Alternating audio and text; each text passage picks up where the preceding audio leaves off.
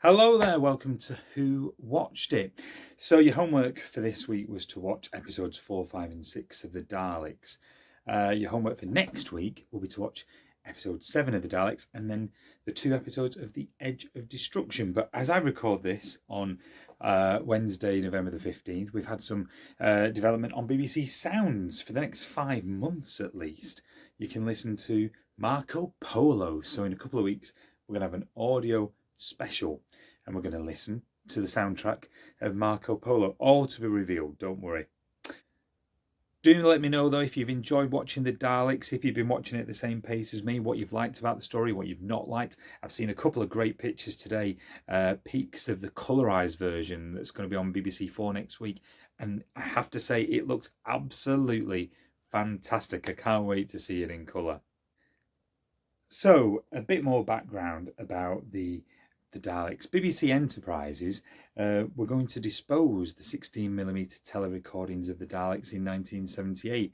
But thanks to superfan Ian Levine and BBC Enterprises film sales employee John Bridger, they contacted Sue Maiden of BBC Archives to request the destruction of the Daleks print and all other remaining 1960s Doctor Who serials should stop. And obviously we did lose some episodes, but subsequently the remaining film prints were relocated to the BBC Archives for preservation. A further copy of the 5th episode in this series, though, was discovered in the private collection of former BBC employee Francis Watson and returned to the BBC in 2004. Now, another interesting thing I've discovered whilst doing this series is the soundtrack for the Daleks is on Spotify. So I've started to listen to it. You can listen to the isolated soundtrack for free. And of course the music, the background music, the isolated music is all there by Tristram Carey. And he was a pioneer in the field of electronic music, and he served as a wartime naval officer specialising in radar and electronics. He'd worked on films such as The Ladykillers, great film, as other television and radio as well. And Carey's music you can hear isolated on Spotify. And I love bands such as OMD, so I really have enjoyed the soundtrack so far. I've got up to track 8. You'd always appreciate the background music because obviously you can hear all the other noises, but apparently in 1963 when they were making the Daleks, the music was kind of played out live during the studio recording, into the studio recording alongside the effects tracks. But take a listen on Spotify. I'll put a link in the description. It's well worth listening to just to appreciate it. But it's great to hear those extended cues as well. More on the transmission info though. Episode 4 was The Ambush, ratings of 9.9 million, the highest of the serial up to that point. It was on at 5:15 on January the 11th, 1964, and was transmitted again on BBC 4 on the 7th of April 2008 at 7:35.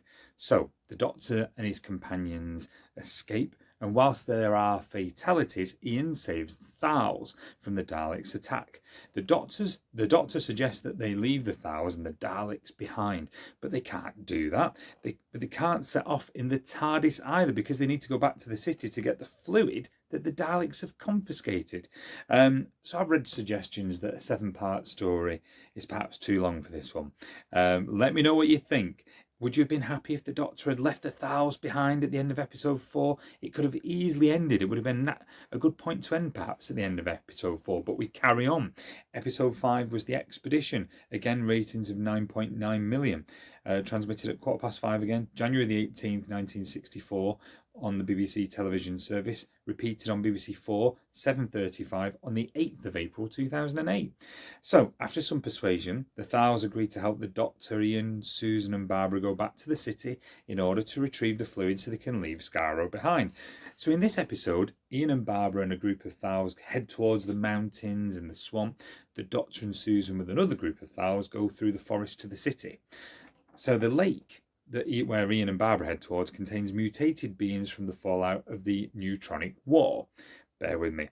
Ian soon spots a multi-tentacled creature in the water. The next morning, Ian discovers a series of pipes that suck the water from the lake into the city, and they prepare for their journey, still going towards the city.